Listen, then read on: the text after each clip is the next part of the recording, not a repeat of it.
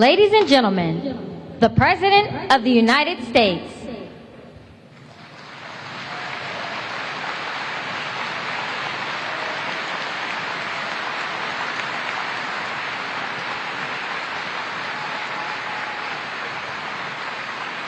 Good afternoon, everyone. Thank you, thank you, thank you.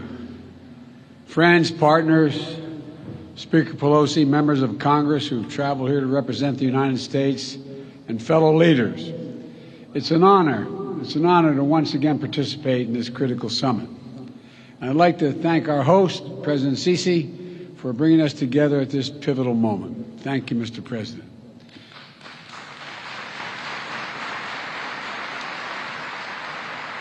Let me start by acknowledging that this day is a day of commemoration at home in the United States. It's Veterans Day. America's veterans and their families, survivors and caregivers, are the very spine and soul of the United States. And on this special day, on every day, I honor all of those who sacrificed for our nation like my son. I want to thank one proud American veteran, a lifelong public servant, a dear friend, and literally one of the most decorated men to fight, Special Envoy for Climate, John Kerry. John,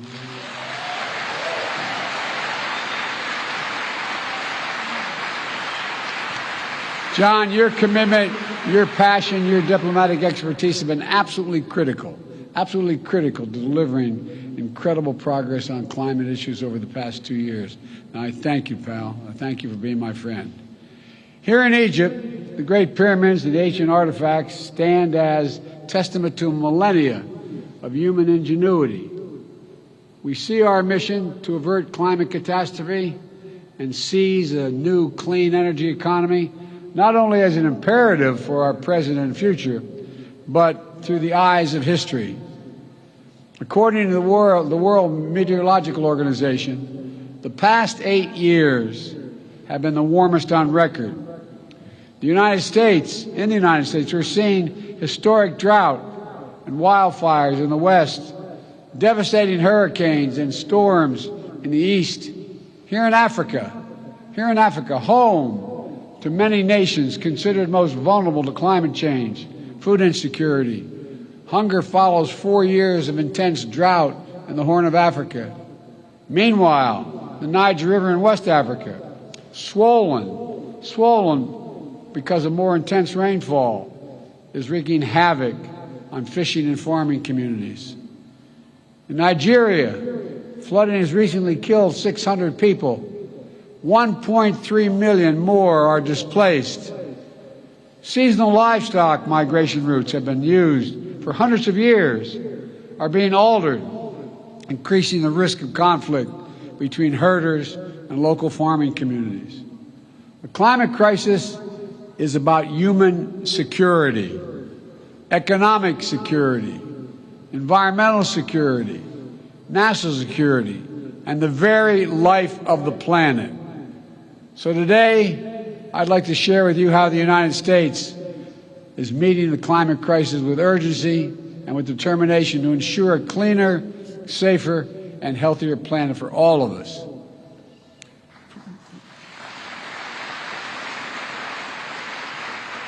From my first days in office, my administration has led with a bold agenda to address the climate crisis and increase energy security at home and around the world. We immediately rejoined the Paris Agreement. We convened major climate summits and reestablished. I apologize whoever pulled out of the agreement.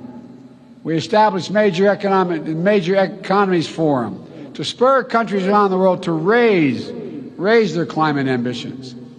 Last year at COP27 in Glasgow, the United States helped deliver critical commitments that will get 2/3 of the world's GDP on track to limit warming to 1.5 degrees Celsius. Over the past 2 years, the United States has delivered unprecedented progress at home through a generational investment in upgrading our nation's infrastructure. We're making our power grid better able to transmit clean energy, expanding public traffic, transit and rail, building nationwide network of electric vehicle charging stations, over 50,000. And this summer, the United States Congress passed and I signed into law my proposal for the biggest, most important climate bill in the history of our country, the Inflation Reduction Act.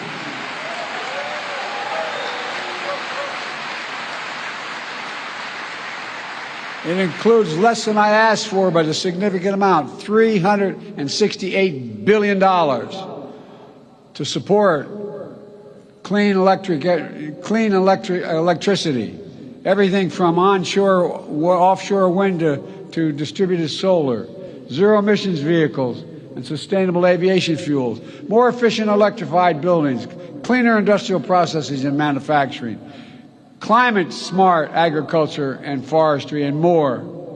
Look, our Department of Energy estimates that the new law will reduce emissions in the United States by about 1 billion tons in 2030, while unleashing a new era of clean energy-powered economic growth.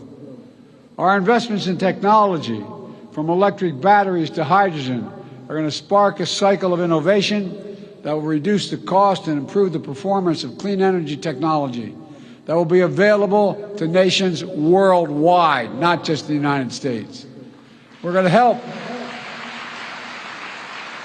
make the transition to a low-carbon future more affordable for everyone, accelerate decarbonation beyond our borders. In fact, the International Energy Agency recently concluded that our significant climate investment will, quote, help turbocharge the emerging global clean energy economy. I was reading their quote, sorry. It's going to shift the paradigm for the United States and the entire world.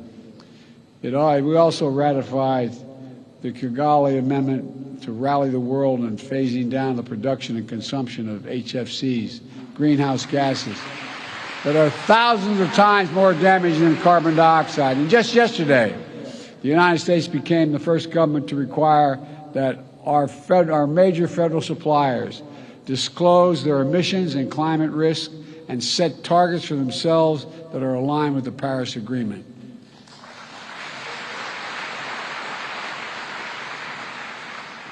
As the world's largest customer, with more than $650 billion in spending last year, the United States government is putting our money where our mouth is to strengthen accountability for climate risk and resilience. These critical steps are already locking in vital investments in our infrastructure, delivering lower costs for clean energy, spurring good-paying union jobs for American workers, and advancing environmental justice in our communities. Folks, we're proving that good climate policy is good economic policy. It's a strong foundation for durable, resilient, inclusive economic growth. It's driving progress in the private sector. It's driving progress around the world. And the sum total of the actions my administration is taking puts the United States on track to achieve our Paris Agreement goal of reducing emissions 50 to 52% below 2005 levels by 2030.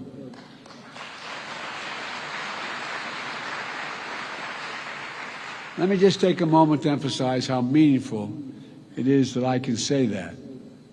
I introduced the first piece of climate legislation in the United States Senate way back in 1986, 36 years ago. My commitment to this issue has been unwavering. Today, finally, thanks to the actions we've taken, I can stand here as President of the United States of America and say with confidence, the United States of America will meet our emissions targets by 2030.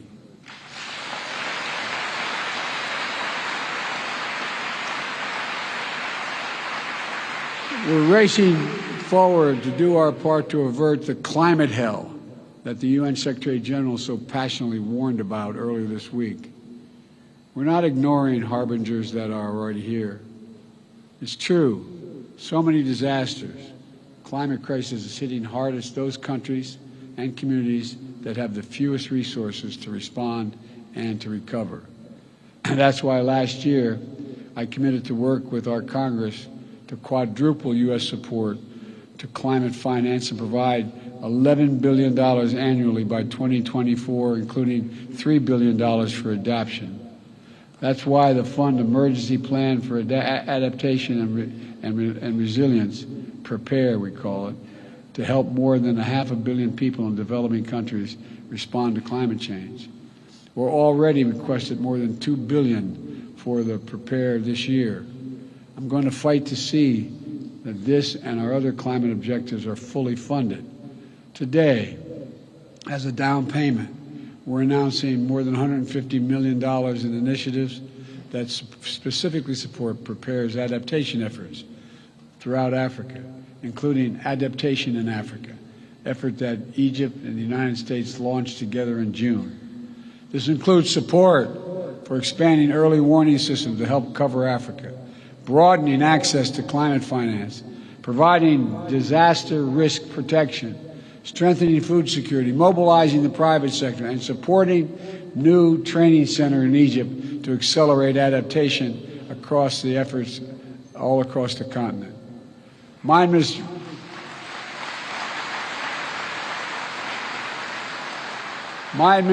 has also made the United States the first ever contributor to the Adaptation Fund last year, and this year we're doubling our pledge to bringing our total commitment to $100 million.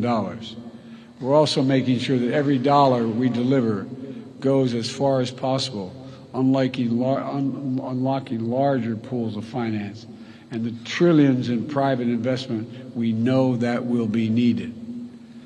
Folks, we're also supporting the Global Shield, a G7 initiative to better protect vulnerable countries everywhere from climate-related losses and quickly respond to climate-related damages.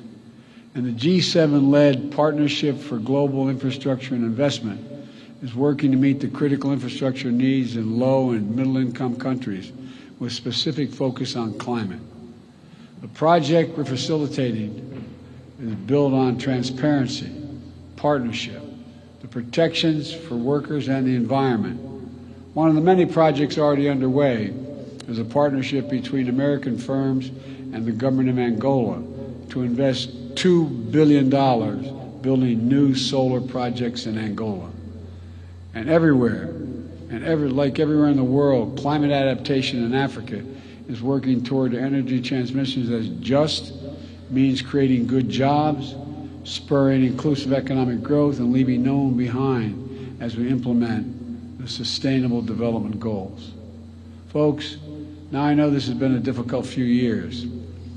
The interconnected challenges we face can feel all-consuming. And the upheaval we're seeing around the world, especially Russia's brutal attack against Ukraine, is exacerbating food shortages and energy spikes in cost, increasing volatility in those energy markets, driving up global inflation. Against this backdrop, it's more urgent than ever that we double down on our climate commitments. Russia's war only enhances the urgency of the need to transition the world off its dependence on fossil fuels. True energy security means that every nation is benefiting from clean, diversified energy future. No action can be taken without a nation understanding that it can use energy as a weapon and hold the global economy hostage. It must stop. And so this gathering must be the moment to recommit our future and our shared capacity to write a better story for the world.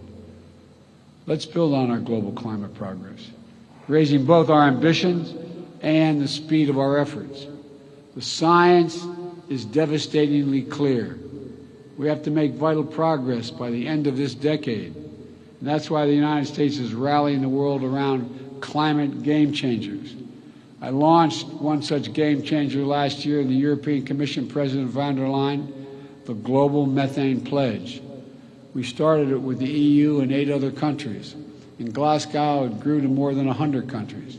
Now more than 130 countries have signed on to covering more than half of the global methane emissions.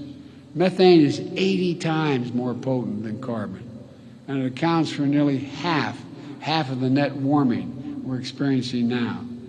So cutting methane by at least 30% by 2030 can be our best chance to keep within reach of 1.5 degrees Celsius target.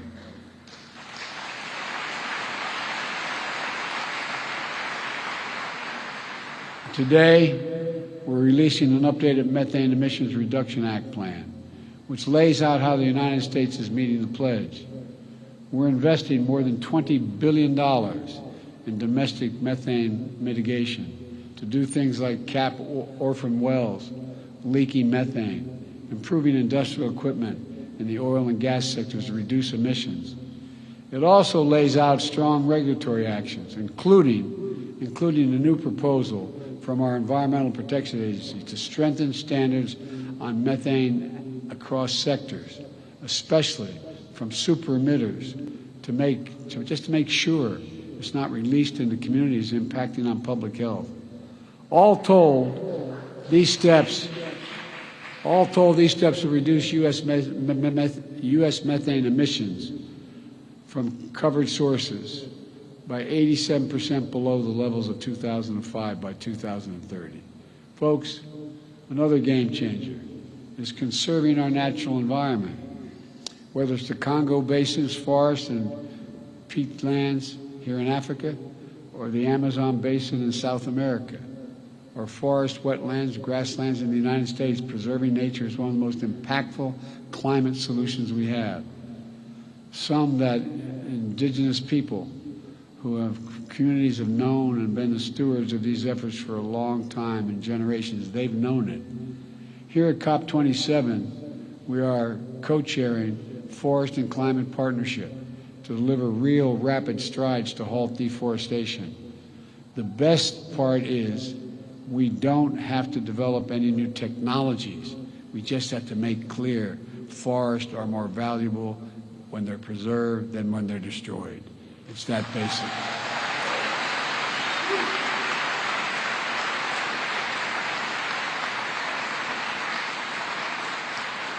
And those of our able should be chipping in to help those countries, in fact, preserve those great forests. We're bringing together partners across the public and private sector and philanthropic sectors to put the healthy ecosystem at the heart of healthy economies. This is it's going to take all of us. It's going to take all of us. We need to harness our capacity to tackle emissions in economic sectors like international shipping. If the shipping sector were a standalone economy, it would rank as the 10th largest emitter in the world. So together with Norway, the United States has launched the Green Shipping Challenge. During this COP, we've seen dozens of commitments from governments as well as ports and private companies to facilitate green shipping corridors and align the sector with the 1.5 degree goal. If we can accelerate actions on these game changers, we can reach our goal. We can keep it within reach as well. But to permanently bend the emissions curve, every nation needs to step up. At this gathering, we must renew and raise our climate ambitions. The United States is acting. Everyone has to act. It's a duty and responsibility of global leadership. Countries that are in a position to help should be supporting developing countries so they can make decisive climate decisions, facilitating their energy transitions, building a path to prosperity and compatible with our climate imperative. If countries can finance coal in developing countries, there's no reason why we can't finance clean energy in developing countries.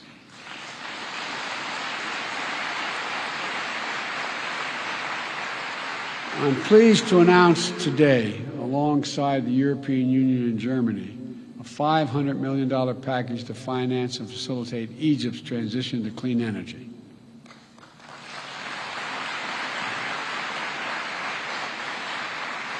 This package will enable Egypt to deploy 10 gigawatts of renewable energy by 2030, while bringing offline 5 gigawatts of inefficient gas-powered facilities, reducing emissions in Egypt and power sector by 10%.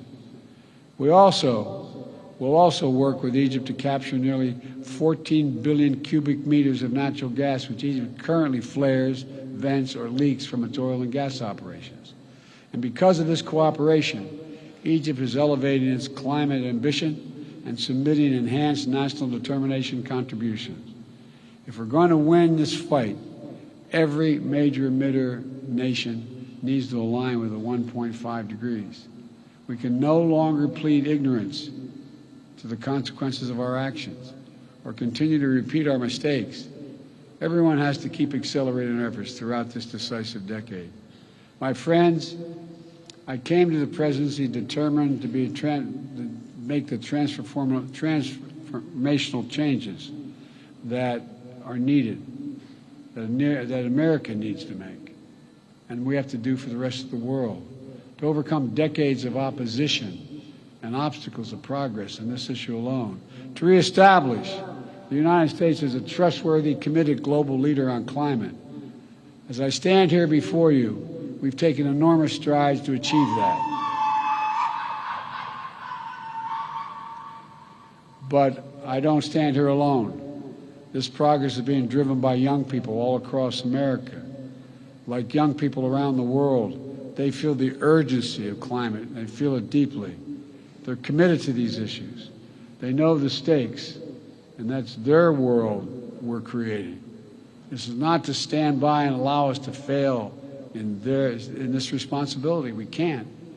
That's why as I look out of all the things that we've accomplished, but so much more to do, I'm optimistic. For all the work that remains to be done, we have to put down significant markers of progress. The United States has taken enduring steps to meet our goals. We're delivering on our promise of leadership, and more of the world is standing with us. Though determined diplomacy is necessary, we're finding consensus, building understanding, and launching new approaches.